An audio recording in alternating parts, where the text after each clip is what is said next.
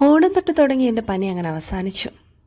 എന്നാലും ചെറിയൊരു തൊണ്ടവേനയും കരകരപ്പും ഒക്കെ ഉണ്ട്. അങ്ങനെ രാവിലെ എണീറ്റ് കുളിച്ച് പുറത്തോട്ടിറങ്ങിയപ്പോൾ നല്ല മഴയായിരുന്നു. ആ മഴ ഇങ്ങനെ നോക്കി നിന്നപ്പോൾ താണ്ട് എവിടെയോ തിരിഞ്ഞിട്ട് മഴയും നനഞ്ഞ് വന്ന് കിടക്കുന്ന കിടപ്പാണ്. പാവം പെട്ടുപോയി. അങ്ങനെ ഞാൻ അവളെ കളിപ്പിച്ചപ്പോൾ താണ്ട് അവളെ എൻ്റെ കയ്യിൽ കടിച്ചു. കാര്യമായിട്ട് അവൾ വൃത്തിയായിക്കൊണ്ടിരിക്കുന്നതിടയ്ക്ക് കൈ കൊണ്ടുവന്നാൽ പിന്നെ അവൾക്ക് ദേഷ്യം വരില്ലേ.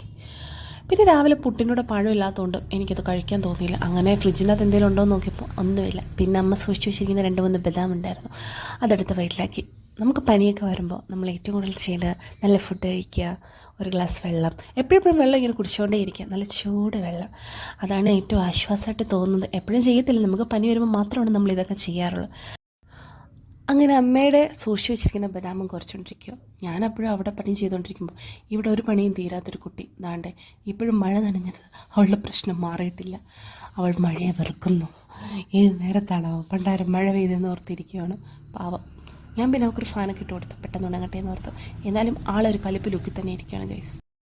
പനിയായതുകൊണ്ട് ഞാൻ എഡിറ്റ് ചെയ്ത് വെച്ച ഓണത്തിൻ്റെ വ്ളോഗോ ഒന്നും എനിക്ക് ഇടാനും പറ്റിയില്ല, വോയിസ് ഓവർ ചെയ്യാനും ഒന്നും പറ്റിയില്ല.